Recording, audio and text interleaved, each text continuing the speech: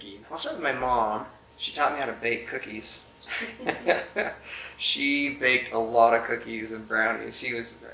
But she was doing it because she'd take cookies to people. I had a hard time opening up when I was frustrated about things growing up, and so she would just sit patiently next to me on my bed and wait. Sometimes I think she sat next to me for half an hour before I even said anything, and she would just sit there and wait, and I would eventually be able to get something out. Something else that she was really good at is giving people the benefit of the doubt. She never raised her voice at me. There was one time that I remember that she did, and it was because there was a snake. So my mom, she died in 2000. She was 47. We were driving to Utah, and it was in the middle of December, and there was a winter storm, and I was driving. We hit black ice. I didn't know there was black ice on the road. We hit black ice, and the car went off the road, and I survived. Walked away with a stubbed finger, and my mom passed away. The car went off the road, and the car was on its side, and I was hanging out with my seatbelt, and there was this van that pulled over after a little while, and there were these Hispanic men that came and basically helped pull me out of the car and get me into their van to help keep me warm because it was really, really cold. I'm really grateful that they helped me in that moment of my life. And so my father had a different work for her. So we have 6 kids, and our second, Alex, he's 12. He's on the autism spectrum. And there have been a couple of times in priesthood blessings where Heavenly Father really wanted to tell him that his grandma Vicky was watching out for him. So my dad's a doctor. He studied at University of Washington, and then he did a year of residency in Virginia. And then he actually paused his residency because he got an offer to work at a rural clinic in eastern Washington. There my dad delivered me and my brother. And the year 2000, he had these miraculous experiences. He had this prompting to check the BYU website for just check, see if they had any jobs available, just not really intending on anything, but they had an opening at their health clinic. One thing, it's definitely brought me to my knees, realizing that I cannot parent without God's help. I can, but it'll go really badly. Well, it's changed me. I mean, it's really, it's like my life mission right now. Raising my kids is way harder than my job. It's way harder than being a professor and teaching and doing research. But it's also way more rewarding. So I teach accounting, and it's awesome. I love being a professor because I love the sciences. I loved math. I was really good at it. And I loved being able to take all the equations and plug them together. It was like these fun puzzles. I really liked it. I was really good at it. And so after high school, I transitioned to BYU and started physics. I took 3 semesters of, I'm a physics major. I did a summer internship in Los Alamos, New Mexico. The city exists because of the national lab. Physics, chemistry, bioengineering, all this stuff, nuclear. When I was on the mission, I spent 6 months. I got called to be the financial secretary. So I worked in the mission office, and I kept track of all the finances.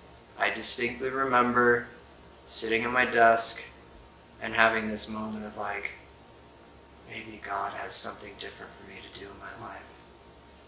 And then I quickly dismissed it and nah, physics is great. And then my uncle, who's a CPA and business guy, convinced me to drop that and take a basic accounting class. But then the accounting class was this is amazing and really interesting. Halfway through the semester, I finally kind of got the message, and I was I think I need to change my major. I went to one of my professor's office before an exam to ask questions. And when I finished, he said, he asked me, have you ever thought of being a professor? And I was like, no. But he planted that seed. I worked in public accounting for 2 years with KPMG in Salt Lake City, being an auditor, auditing financial statements. Cool job. Got to travel, and I traveled a lot. Yeah, that first year, I traveled 16 weeks out of the 52 weeks of the year. I traveled a third of the year. Fly out Sunday night, fly back Sunday evening. Got tenure last year, and gonna be here for the rest of my life, I guess. That's cool.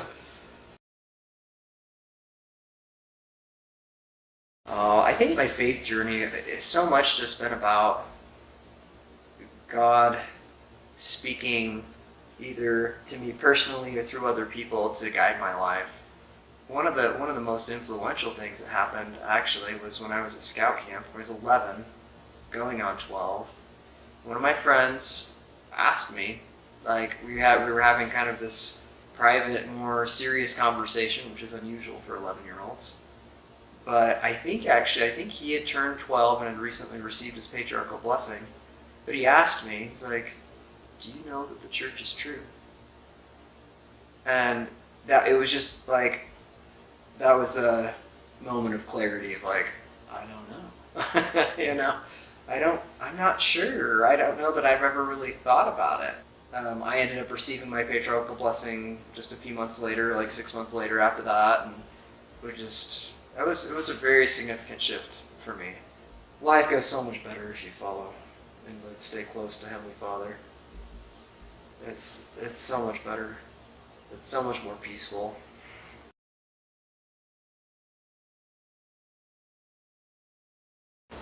When I was really shy, and my self-confidence was, I don't know that I guess I could have learned this. I don't know. I wish I'd had more self-confidence as a kid. But that was, I don't know, it was a big part of my growing up years. But the thought of being a teacher and standing up in front of people, if you'd asked me that and all the way up through high school, or until I changed my major in college, I would have told you it would have terrified me. But I guess I eventually did gain the self-confidence to, I don't know, be my quirky self. And be okay with it. I want to be remembered for being kind. I would want, especially my kids, I hope that they would remember that so I know God was real. So I hope that they would remember that I know that, and that's the best way to live your life. I like to make bread, and I have a sourdough starter. I occasionally dabble in amateur radio. I like space and planets and stars, and that's fascinating to me. I like stargazing. I like Italian food. The Puget Sound off the coast of Seattle, Washington.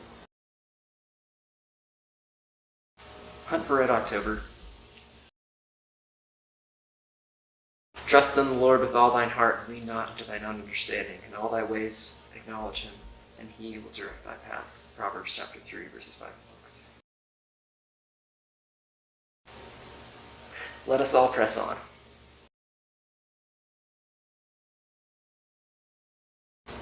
So I had just gotten off my mission and was very much gung-ho about the gospel and just that return missionary passion, I guess. But that fell right in line with who Bryan is. He didn't just slow down after his mission. That's the kind of caliber of guy that he is. And so I was attracted to that. That was one thing, is that he actually courted. It wasn't he didn't play games. I hated the games of dating. I'm like, can we not just be direct and honest? And he played the piano. Oh, he played this Chopin piece one time. at my grandma's house, and I didn't even know he played, and he sat down at this grand piano, and I was like, oh my gosh. And I could just tell that he'd be an excellent husband and father, and he is. He does work tirelessly for our family. We don't have like the traditional setup. I think partially because I have anxiety, and I can't do the stay-at-home mom thing all on my own. Like, it's too much for me. And I've come a long way as a mom, but he's always been there to pick up the pieces. When he says that his family is his mission, like, it's true. He puts a lot of heart into our family.